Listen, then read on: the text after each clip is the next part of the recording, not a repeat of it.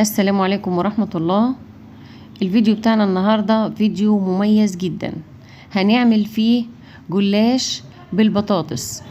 وحشوة البطاطس اللي احنا هنعملها للجلاش هتكون مميزة جدا وجديدة في طريقتها، وحتى الطريقة اللي هنورق بيها كمان الجلاش جديدة ومختلفة عن اي طريقة شفتوها قبل كده، يعني طريقتنا هتبقى مبتكرة. ويلا بينا نسمي الله ونصلي على الرسول ونشوف الطريقة. واول حاجة هننزل بمعلقة كبيرة من السمنة ونستنى لحد ما تسيح وتسخن معانا، ومعانا البطاطس نكون سلقينها ننزل بيها كده على طول على السمنة. وطبعا البطاطس ديت انا ما قطعتهاش لان دي بطاطس صغيرة كده، فانا حبيت اسلقها بحالها كده واقشرها واسيبها زي ما هي. ودلوقتي هقعد اشوح فيها كده في قلب السمنة، يعني هقعد اقلب كده لحد ما الاقي البطاطس خدت معايا لون. وكل ما تصبر عليها وتاخد لون اكتر، يعني تحمر معاكي اكتر، كل ما بيكون طعمها وريحتها في الاكل بيكون اجمل. ودلوقتي بعد ما خدت معانا لون بالشكل اللي قدامك ده كده، انا هعمل فتحة كده في النص. وفي الوقت ده انا بكون مجهزة بصلاية صغيرة كده ومقطعاها قطع صغيرة، وهنزل بيها واقلب بقى البصلايه كده لحد ما البصلايه كده تدبل معانا. وممكن نستبدل البصلايه بفصين من الثوم عشان لو ما بتحبيش البصل. بكون مجهزه 4 طماطمات كده مقطعاهم قطع صغيره وانزل بيهم على البصل. ودلوقتي هنزل بالبهارات كده على البطاطس. اول حاجه هنزل بيها، هنزل بنص معلقه كبيره كده من الملح. انا بنزل البهارات والملح كلها كده على الطماطم عشان انا عايزه الطماطم تدبل معانا، ما تبقاش لسه كده حيه وتقرش. وهننزل برشه كده من الفلفل الاسمر ورشه كمان من الكمون، واخر حاجه رشه من البابريكا، واقلبهم بقى كده مع الطماطم. دلوقتي كده الطماطم دبلت معانا، هنفتح فتحه كده وهنزل فيها بيضتين، نعلي بقى كده من القيمة الغذائية شوية، وهنصبر دقيقة كده لحد ما نلاقي البيض بدأ يظهر عليه علامات التسوية كده. شايفة الشكل ده كده بدأ يستوي معانا اهو. هبدأ واحدة واحدة بقى كده اقلب فيه لحد ما الاقي البيض استوى كله. واول ما الاقيه استوى هقوم بقى مقلبة كل المكونات مع بعضها. بصراحة هتاخدي حشوة ممتازة جدا جدا جدا، طعم وريحة مفيش بعد كده. وبعد ما دمجنا المكونات كلها مع بعض هنجيب بقى الهراسة ونهرس البطاطس كده لحد ما تنعم معانا وتبقى بالشكل الجميل اللي قدامكم ده. بجد ريحتها جميلة جدا. ونشيلها بقى من على البوتاجاز ونطفي النار. دوقيها بقى كده يا قمرية. في الوقت ده هتلاقي البطاطس مرملة معاكي وواخدة من طعم كل الاضافات اللي احنا حطيناها لها. بجد هتلاقيها حاجة رهيبة جدا في الطعم. والطماطم اللي قدامكم دي انا ببقى سلقه طماطم كده وضرباها وحطها على الرف في التلاجة عشان تبقى جاهزه للاستخدام.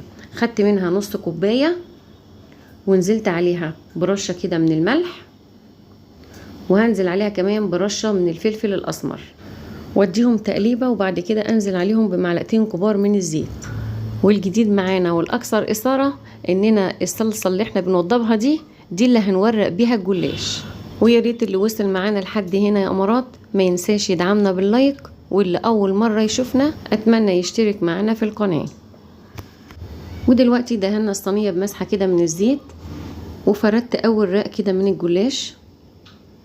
اول رق بحطه ده ما بدهنوش حاجه خالص. وخلي بالك معايا بقى كده يا امرايه وانا بحط ورقه الجلاش التانية كده. شوفي انا هحطها ازاي. انا بحط ورقه الجلاش وبسيب الحرف بتاعها نازل على الصينيه من بره، وبعد كده ببدأ اورقها بالصلصه اللي احنا موضبينها. وبعدين انت لما بتحطي مسحه الصلصه مش لازم تملي الورقه كلها، يعني مسحات كده عشوائيه. تمام. ولما تيجي تحطي الجلاش التاني برضو ما بتحطهوش كله جوه كده في الصينيه، لا بتسيبي حرف منه برضو الطرف بتاعه ينزل على حرف الصينيه. وبعد كده بنورقها بالصلصه وتلفي الصينيه وترجعي تاني تحطي رق من الجلاش وتسيبي برضو الحرف بتاع الجلاش نازل على الحرف بتاع الصينية من بره، ماشي زي ما انت شايفة قدامك كده. يعني المهم ان انت كل رق هتيجي تحطيه من الجلاش ما تحطيش الرق كله في قلب الصينيه، ما تفردهوش كله في قلب الصينيه، تسيبي جزء منه على الحرف بتاع الصينيه من بره، وتفضلي مستمره في الخطوات دي لحد ما تخلصي لفه الجلاش اللي قدامك. طبعا لو عامله صينيه صغيره بتحتاجي نص كيلو بس من الجلاش، يعني بتحطي 6 رقات تحت، وبعد كده بتحطي الحشو وبتحطي بقيه الرقات اللي موجوده معاكي من الجلاش، تمام كده. اما لو انت عامله صينيه كبيره زي اللي انا عاملاها دي، يعني دي صينيه 50 سنتي، فانا حطيت 11 راق من تحت وحطيت 5 رقات من فوق.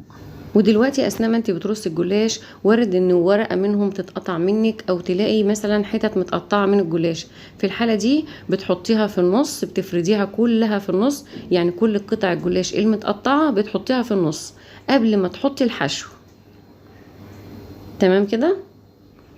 وبعد كده بننزل بقى بالحشو. الراق اللي احنا هنحط عليه الحشو ما بندهنهوش بالصلصه، بتسيبيه كده ناشف زي ما هو، وننزل بقى بالحشوة بتاعتنا الجميلة اللي احنا عاملينها دي، حشوة البطاطس بالبيض.